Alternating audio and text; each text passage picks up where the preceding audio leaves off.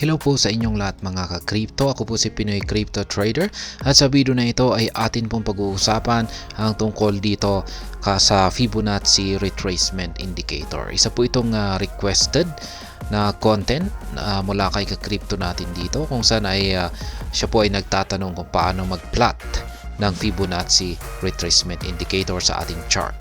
Kaya yan, bago po tayo magpatuloy ay nais ko lamang po munang bigyang linaw ang aking disclaimer kung saan ang nilalaman po ng video na ito ay hindi po ito isang financial advice. For education and information purposes lamang po ang layunin nito. Maliban po dito ay nais ko na rin pong magbigay babala na wala pong kahit anumang group chat ang Pinoy Crypto Trader. Ayan pong muli, paano nga ba mag-plot ng Fibonacci Retracement Indicator? Yan, masasabi kong napakadali lamang po yan at napakasimple lamang po yan. Kaya, ayan, magbigay po tayo ng halimbawa dito sa dito kay Bitcoin. Yan, nasa daily chart time frame po tayo ni Bitcoin. Ayan, sabihin natin ay ito po yung ating nandito po tayo ngayon. Ayan. Ngayon, ang pinakaunang step, sabihin po natin ay hindi pa natin nakikita yung part na ito. Ayan, ay hanggang dito lamang muna tayo. Ayan. Ngayon ay para i-plot po yung ating Fibonacci indicator, ay ang gagawin po natin ay i-determine po natin yung pinakamataas na presyo na inakyat ni Bitcoin. Ayan. Ngayon ay ito po siya. Nandito po yan. Sa candlestick po na ito. At yung sunod ay yung pinakamababa naman na candlestick. Yan, kunin po natin yung part kung saan po yung tusok ng kanyang karayom. Ayan, ngayon ay ito naman po yung may pinakamababa. Kaya ayan, ito naman yung kanyang part or price level na kanyang inabot. Ngayon ay ang sunod ay yan, mapapansin po natin na ang trend na ito, yan, naging paggalaw ni Bitcoin ay paakyat po siya. Trend. Ayan, ganyan po siya. Paakyat. Ngayon ay kunin po natin yung ating Fibonacci Retracement Indicator dito. Yan po siya. Nasa ilalim lamang po ng horizontal or trend line natin dito ng mga tools. Kaya yan, makikita po natin dito. Ayan, pinakauna. At piliin po natin yan. At ngayon, para i-plot ito, ay mag-uumpisa po tayo rito sa ibaba. Kapag uptrend po yan, ayan, ay mag-uumpisa po tayo dito sa ibaba. Kaya dito natin pipindutin. Ayan, tapos i-drag lamang po natin yan, paakyat hanggang dito. Ayan. Pwede po nating palitan yung kanyang settings dito. Tapos pwede po nating i-extend yung kanyang right portion. Extend to the right. Ayan, ganyan. Ngayon, yung mga linya na ito ay nagsisilbi po itong mga support at saka resistance line. Kung pag yung market ay nasa ilalim ng isang line, ay nagsisilbi po itong support line. Pero pag nandito sa ibabaw ay nagsisilbi po pala itong resistance line kapag yung market ay nasa ilalim. Ngayon kung pag nasa ibabaw ay nagsisilbi po itong support line. Kaya yan, mapapansin po natin dito.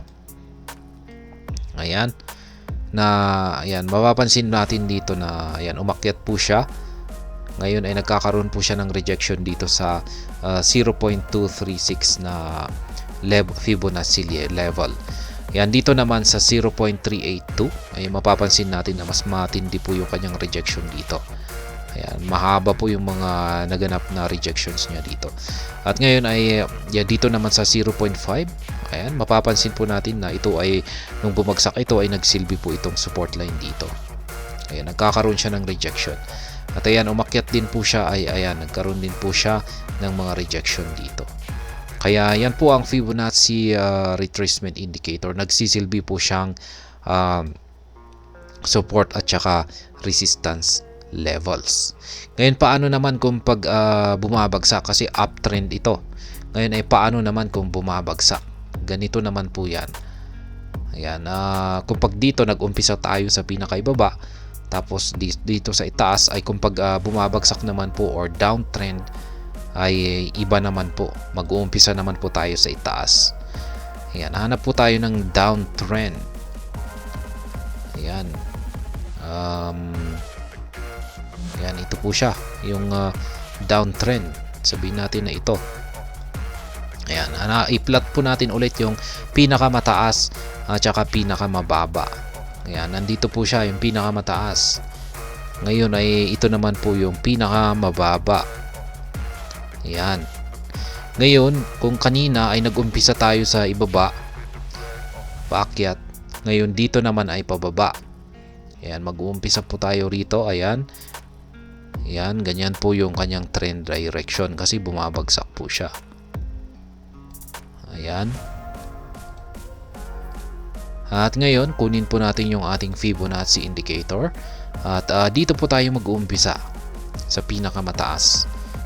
Ayan, drag naman po natin yan dito. Ayan, hanggang sa ilalim. Ibaba.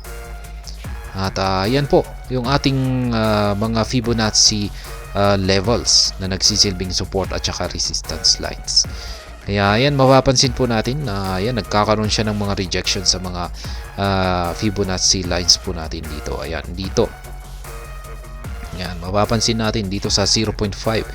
Nagkaroon po siya ng rejections dito. Yan, konting retracement tapos umakyat po siya. Ayan, dito na rin. Nung umakyat po siya, nagkaroon siya ng rejection dito sa ayan, 0.786 bago po siya umakyat. Ayan. Kaya ganyan lamang po kung paano mag-plot ng Fibonacci indicator. At ngayon, yung kasalukuyan naman. Paano ba natin ipa-plot yung kasalukuyan? Ayan, kung pag sa most ayan, punta tayo po sa most recent. Ayan, nandito po tayo sa daily chart time frame ngayon ni Bitcoin. At kung ngayon ay nakikita po natin na yung most recent na trend ay downtrend po siya, bumagsak po siya. Kaya ibig pong sabihin ay downtrend po, pababa po yung ating yung pagpa-plot ng ating Fibonacci indicator dito. Yan, mula po rito papunta rito. Kaya pag ipa-plot po natin yan ay ganyan, pababa hanggang dito. Ayan, ganyan po yung ating Fibonacci indicator. Kaya kung pag mapapansin po natin, nung tumalbog po siya, ayan, nagkakaroon siya ng rejection dito sa 0.5 at saka dito sa 0.382. Ayan, kaya mukhang nagko-consolidate lamang po siya sa loob. Ayan, kasi sinordcut po natin, ayan, para sa mga nalilito ay ayan, kunin po natin yung pinakamataas na presyo. Ayan po siya sa downtrend niya na ito. At saka yung pinakamababa naman. Ayan. At lagyan po natin ulit ng kanyang arrow.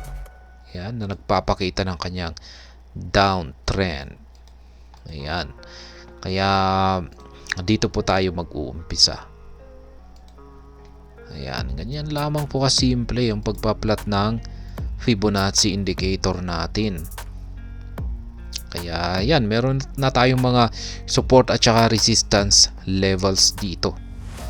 Maganda po ito para sa mga nahihirapan na mag-plot ng yan, yung mano-manong support at saka resistance line base sa mga candlesticks.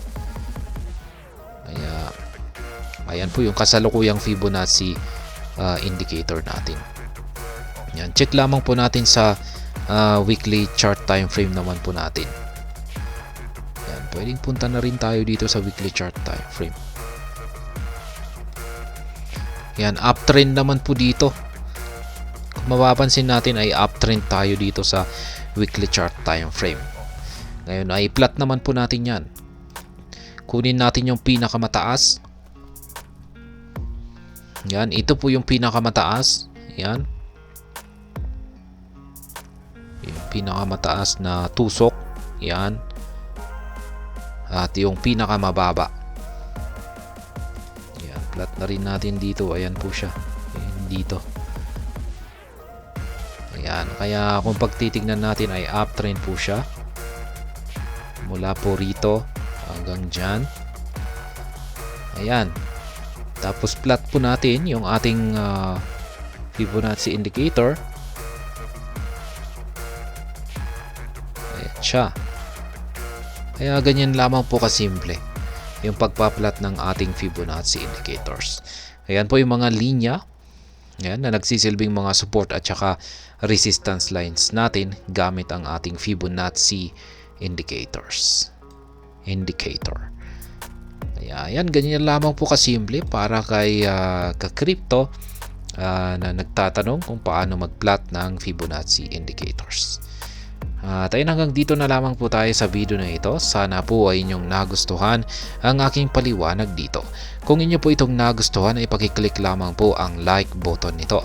Para naman po sa mga bago lamang dito, kayo po ay aking inaanyayahan para mag-subscribe. Pakiclick na rin po ang bell icon nito dahil ito po ang siya magsisilbing notification nito sa mga bago kong videos na akin pong ina-upload sa aking YouTube channel na ito. Marami pong salamat sa panunood, ingat po tayo lagi at God bless po sa ating lahat.